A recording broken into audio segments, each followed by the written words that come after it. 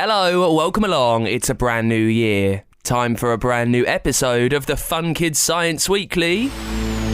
My name is Dan. Thank you for being there. Thank you for finding us. Thank you for listening. Hope you're having a brilliant 2022. This is the only show that searches out all the science secrets lurking around the universe. We leave nothing to chance. We look at all the nooks, all the crannies, all the hiding spots floating around the galaxy.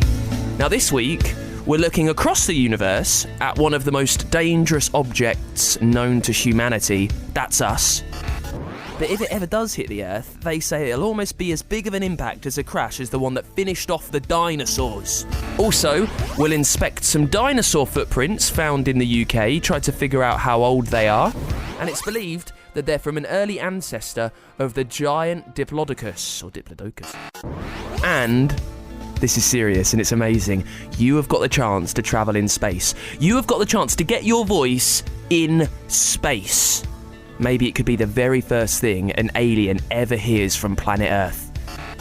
Give this a lot of thought. If you met an alien, what would be the first thing that you would say to them? Here's mine. It's recording. Nice heads, but why have you got 3 of them? You can find out more about that in a bit. First, let's get cracking with one of our favourite experts on the show. It's an episode from our Sir Sidney McSprocket series, where he talks about genius inventors from history. This week, it's about William Jenkins and Lucy Hughes. Sir Sidney McSprocket's Great British Minds. Oh, hello, Sir Sidney McSprocket here. Now, I've just been writing in my journal because I came up with the most tremendous idea in my sleep and I didn't want to forget it. It was a ship made of chips. Or was it chips shaped like ships? Oh, probably the latter. Oh, I can't remember at all now. It seems like I'm the one who has missed the boat today. Now, talking of boats, I wanted to introduce you to 2 fascinating British inventors who both took to the seas for their creations. Our first British mind is William Jenkins. He was an inventor and manufacturer in Victorian times, and one of his creations was showcased at the Great Exhibition in 1851, a place where the latest innovations of the day were presented to the public. Now, William Jenkins must have loved to sail, and he must have loved playing the piano, because his invention was a folding piano complete with a collapsible keyboard. I mean, it wasn't obligatory to put it on a yacht, I suppose. Any tight space might do. It might sound like a very silly invention, but yacht pianos were actually very popular. Remember, the first record player wasn't invented until 1877, so in 1851, musical instruments were an important source of entertainment, even at sea. A more modern Great British mind who has been inspired by the sea is Lucy Hughes. Her inspiration started when she had an idea while studying product design at the University of Sussex. Now, many of us enjoy eating fish. I'm very partial to a crab stick myself. The fish on our supermarket shelves goes through a lot of different processes before we put it in our basket, and Lucy thought about all those waste materials in the fish processing industry that were just being thrown away. Things like fish skins and scales. Over 170,000 tons of the stuff every year. She could see that far from being rubbish, this waste had lots of very useful proteins that might make a very flexible material. It took over 100 experiments, some of which she did on her own cooker. Now there's dedication. Before she discovered that if she added an ingredient called agar, the proteins would bind together and, hey presto, Marina Tex was created. The new material she created behaves like plastic, but, and here's the super clever part, biodegrades within 6 weeks. We all know how important it is to reduce our use of plastics, and so you can see how marvellous this new material will be. Well done, Lucy! So, there we have 2 very inspiring great British minds, and in both cases it all started with an idea. Just imagine how many good ideas get lost along the way, though. Maybe you don't have a journal like me, but if you come up with a good idea, you could use an app on your phone or a notepad on a computer to note it down. That way it'll be easy to find again. It could be the start of something great. Oh, never mind ideas. I better find some biscuits. That'll be Aunt Florence round for tea. Tatty bye for the now. Sir Sidney McSprocket's Great British Minds. With support from the Royal Commission 1851. Find out more at funkidslive.com/McSprocket. Time to answer some of your science questions then. The first ones of a brand new year. If you heard something over the Christmas and New Year holidays that you thought, that can't be true. Maybe that weird uncle started talking to you about things that they remember from when they were in school, and you're thinking, no, there's no way that's right. Let me know and I'll figure it out for you. If it's sciencey, leave it as a review for this podcast over on Apple Podcasts. First one of the year comes in from Luke in Brighton, who wants to know, how big is the moon? The moon is 2,159 miles wide. All around, it's just under 7,000 kilometres. It's about a quarter of the size of our Earth. A quarter of the whole thing. That's what the moon is. Thank you for the question, Luke. This is from M, who is 10. Nice to rhyme. Who wants to know, why do we itch? I warn you, when someone starts talking about itching, you'll feel like you need to scratch all over. So get ready for that. Now, the proper science name for an itch is a pruritus. It's caused by many different things, maybe wind or disease or the heat or something's on you. Scientists think it's a feeling that's started to make your brain aware of something outside that might harm you. We've evolved through the years to be very aware of things that could cause us pain and damage.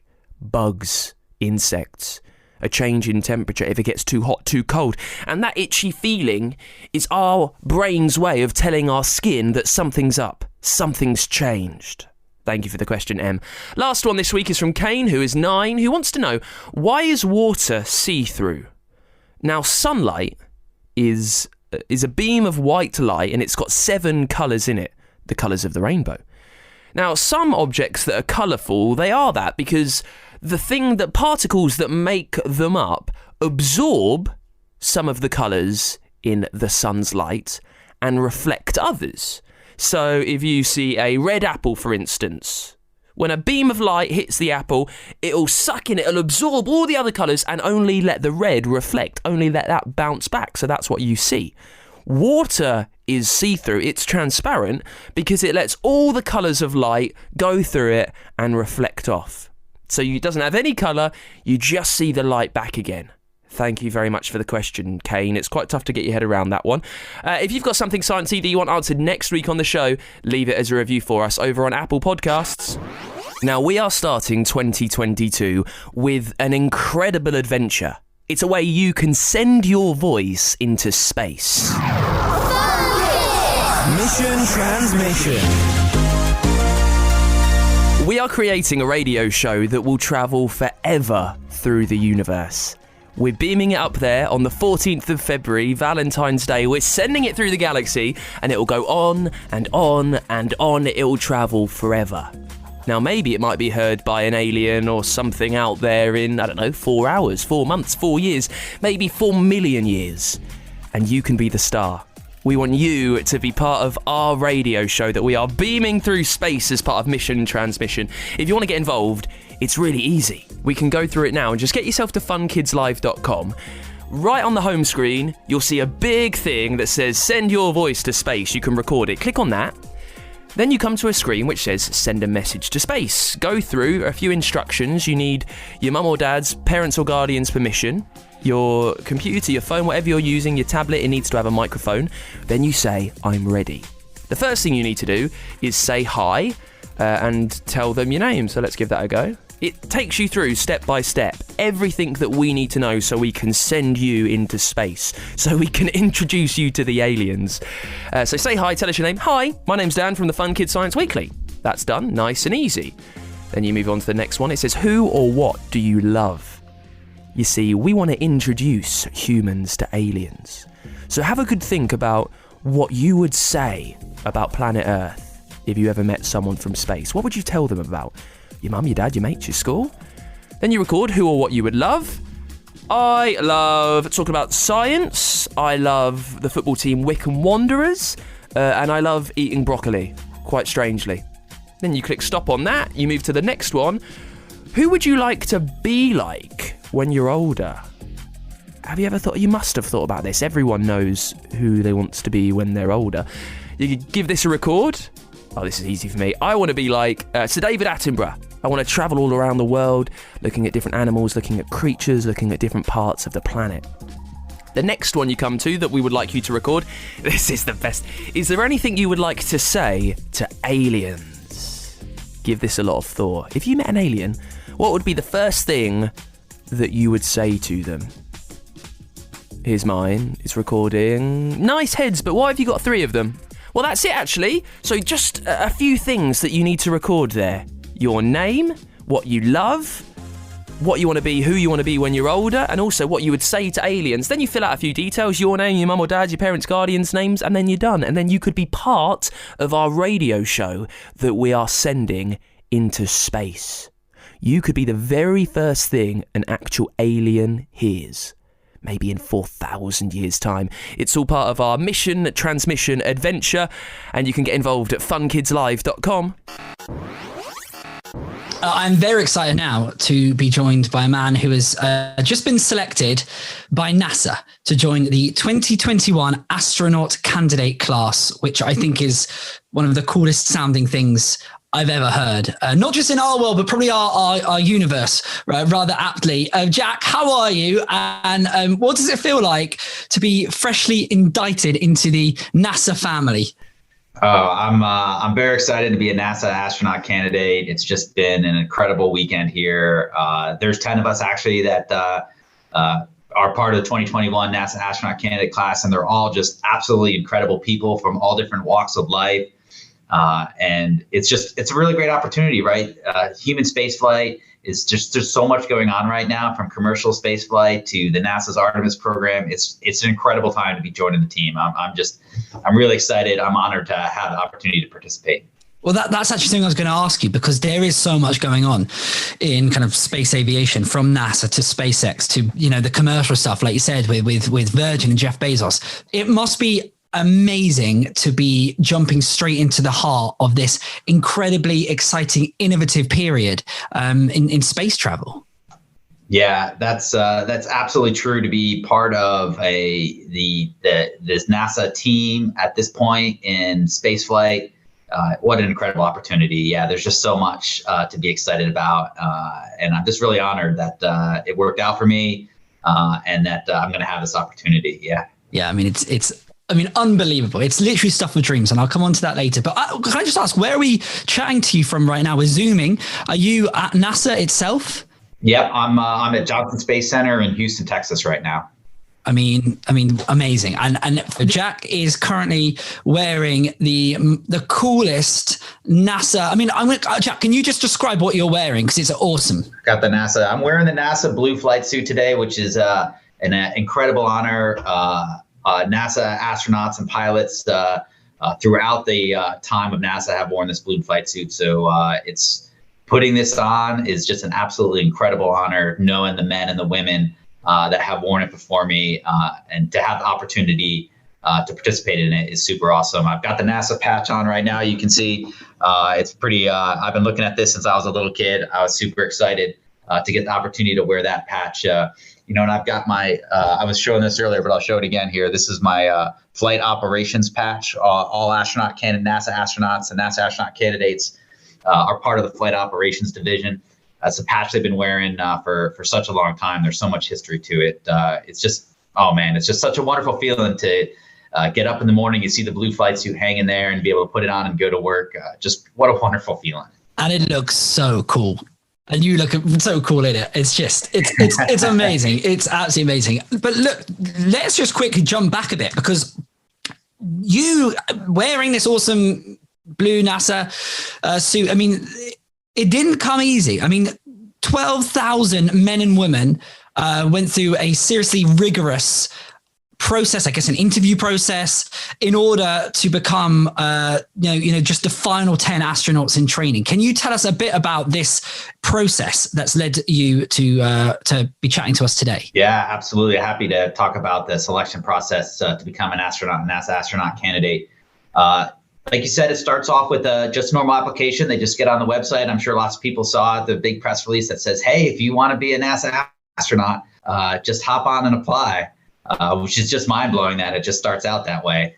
But I got on, I applied, fill out some questions, put some references in, and they kind of whittle down the group and then invite about 150 into town for an interview. The first round, we come down with a group of people, we do some medical work, we do an interview, we do some team building, and then they have to whittle the group down again to a second round of interviewees.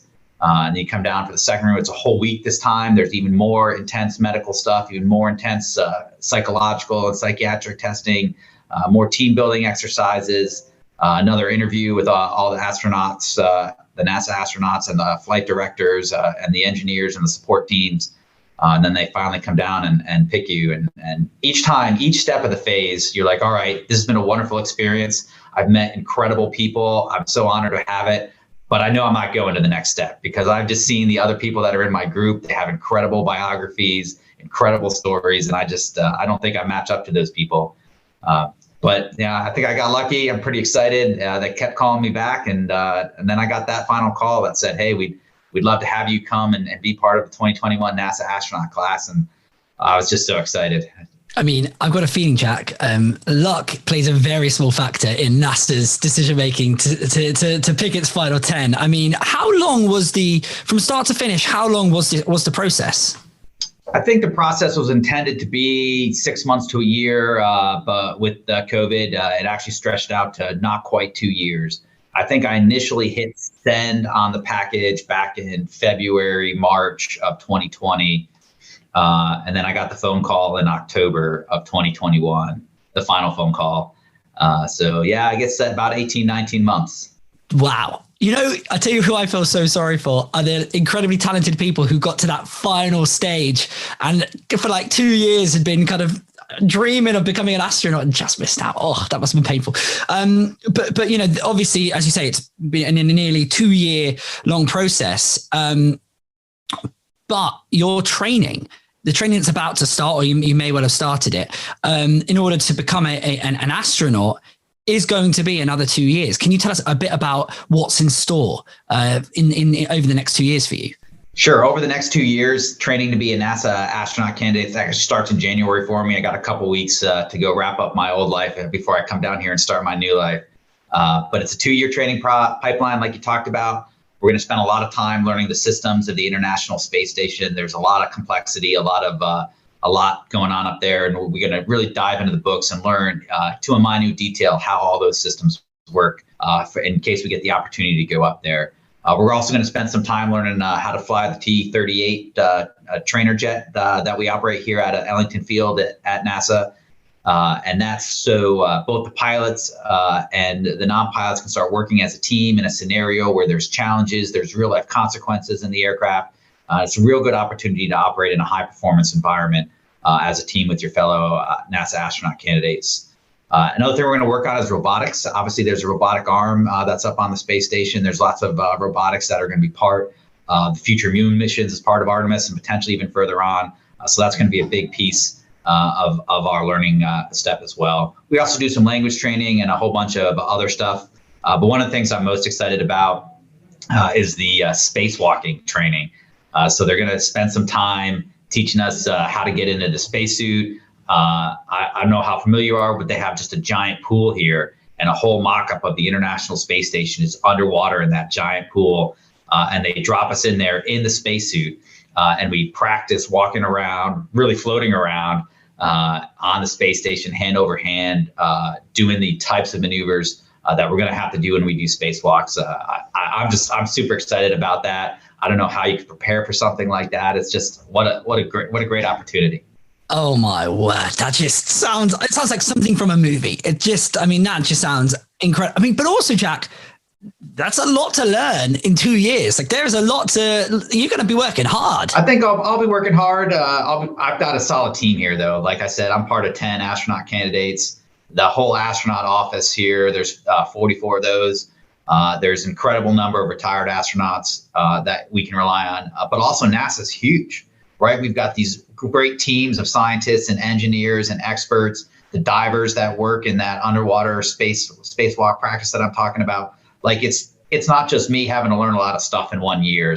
I've got this incredible team of instructors and tutors and assistants and engineers and divers, and those guys they're gonna help us through the whole way. So yeah, I'm excited about the challenge. Maybe it's some hard work, but NASA's got an incredible team to help us get through it. I can imagine. And once your training's done, you may get the chance to travel to the space station, to the moon, or who knows where beyond. Is there a destination that you've really just got your heart set on that you would just love to go to? The destination that I have in mind, it's hard to say. Whatever opportunity they give me to go to space, I'm going to say yes, please. Yes, can I go again? Sure. If I get to go to the space station, that'd be wonderful. Like, being able to orbit the Earth, to see the beauty of the Earth, to see all the places around the world that I've been, that I haven't been, that I want to go to see humanity from that kind of perspective. Absolutely amazing, right? Like, what an incredible opportunity. The opportunity to go to the moon, like, oh my God. Oh my God. That'd be just wonderful, right? There's incredible people that have done that before, just a small number. That challenge would be awesome. Going to the gateway around the lunar surface to support the guys going down on the moon, I'd love that opportunity. One of the best things that have happened to me in my life is to be part of incredible teams. So if I can be that guy that enables the next woman, or the first woman and the first person of color, to land on the moon, because I'm the guy up in the gateway making all that happen, I mean, that would be just an incredible honor. So I don't have one particular destination. I want to go to space. I'm excited about it. I'd love the opportunity, whatever I can do to advance the exploration of the solar system. What a wonderful opportunity. Amazing. I've got two more questions for you, Jack. Because firstly, on February the 14th, Fun Kids is sending a message to space, and it's going to be filled with hopes and aspirations of all of our listeners. And it's going to be, I guess, a love letter from Earth, and it's going to be simulcast across our station, across the nation on the airways, but then sent to the stars, where it will move at the speed of light until the end of the universe itself. And my penultimate question, Jack, is if you could send a message out there into space, what would you send? I guess I would send two messages out into space if I could. I would say, if you're out there listening, we're the human race. We're excited about exploring the universe. We can't wait to see what's out there. And then I'd send one back to Earth to say, if you are thinking about going to space, if you were thinking about adventure and exploration in your life, dream big. There's so many great opportunities out there. You can do whatever you want to do. Put the hard work in. And you'll get to have all these incredible experiences too. Well, my final question, Jack, you just answered it. I was going to say, there's going to be kids listening right now who have got big dreams, whether that's like you when you were younger to be an astronaut or whatever it might be. And I was going to ask, what would you say to them about making it reality? And I guess you just answered that. I'll throw out one more thing if I can, though. Like, if you please do, Jack. Find whatever you love. Like, there's no one way to be a NASA astronaut. There's some of us are pilots, some of us are bioengineers, there's physicists, there's been school teachers, there's engineers. But what we all have in common is that we found something that we loved. I've always wanted to be a pilot. I've always wanted to fly. I joined the Navy to fly. And then I was like, man, I could also be a NASA astronaut too as well. But find something you love and then work hard at it. If you find something that you love and you work hard, just about anything can happen. And I'd love to look forward and watch people grow when they're doing something they love and working hard at it. Jack, it's been not just a pleasure, but an honor to chat with you. You are an inspiration to all of our listeners, to myself, and everybody out there. And best of luck with the next couple of years of training. It sounds like it's going to be intense, and even more luck for the incredible journey that lies ahead after your training. Jack, take care. Have a lovely day. Thanks. You too. It's time for this week's Dangerous Dan, where we look at some of the most mean, evil and deadly things in the universe. This week it's all about what some experts have called the most dangerous object known to humanity. It's the Swift-Tuttle comet.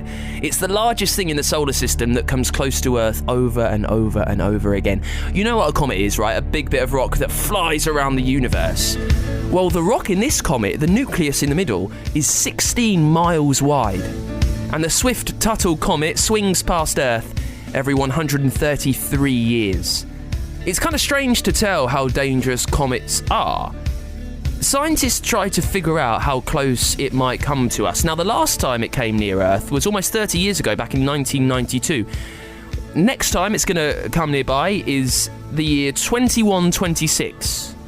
Just over 100 years' time. Scientists think it will come 14.2 million miles away.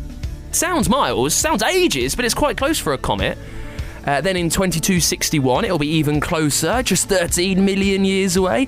Experts have even figured out how close it'll get for the next 200 years, and it gets closer and closer and closer. Still a few million miles away, so thankfully it's a long way off. But if it ever does hit the Earth, they say it'll almost be as big of an impact as a crash as the one that finished off the dinosaurs. So it's nothing you have to be worried about yet. But this Swift-Tuttle comet is absolutely something that needs to go on our Dangerous Dan list.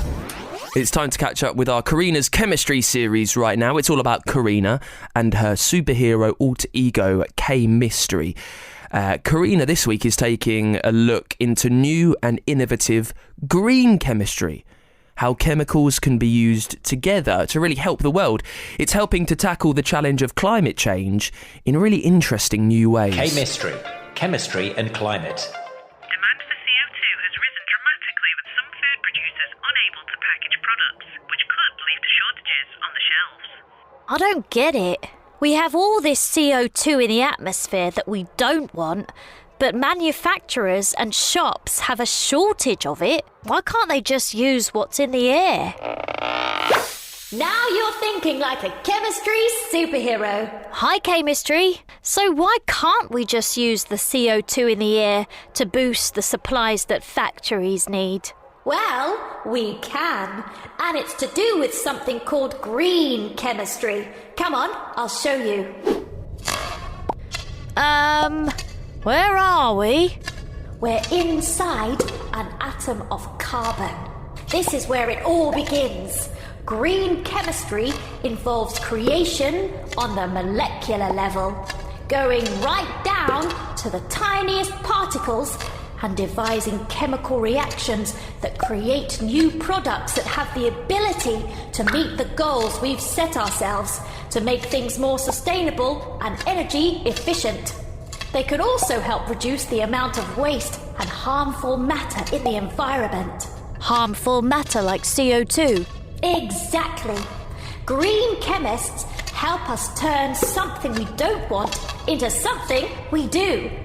Chemists have found that when CO2 molecules are kept in a transitive state, that's when it's just at the point of turning from a liquid into a gas, it can be used as an industrial refrigerant to keep things cool. Shh. Lots of places need to stay cool. Supermarkets, factories where food is made, even ice skating rinks. That's so cool. Literally. Thanks to these findings, the climate impact of buildings can be reduced by around 15%. It can also replace the harmful greenhouse gases that are used for refrigerating things. And it's not just keeping things cool. The polystyrene trays you find in fast food restaurants and in the packaging of ready meals are made with CFCs, which are harmful to the environment. But it's possible to replace those CFCs with CO2.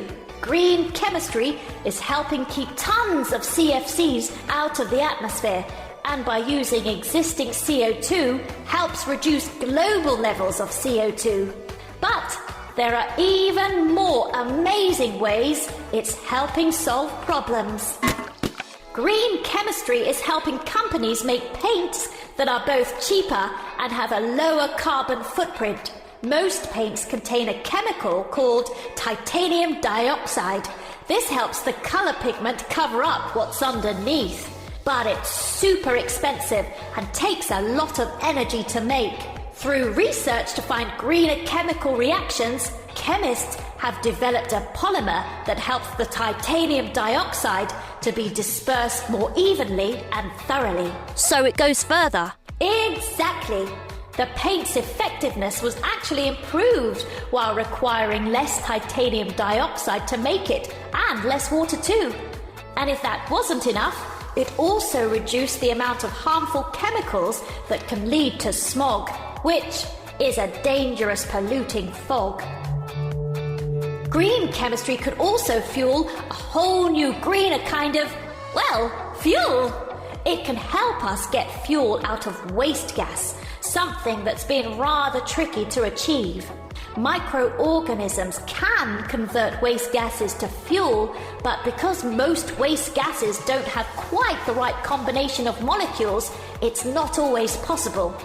Chemists have found a way to convert the waste without these molecules, and this green fuel creates 70% less greenhouse gases than fossil fuels. So, green chemistry is all about getting right down to the nitty-gritty, the tiniest molecules to work out ways to make things better. That's right, to make products more efficient and less polluting, and to reuse waste.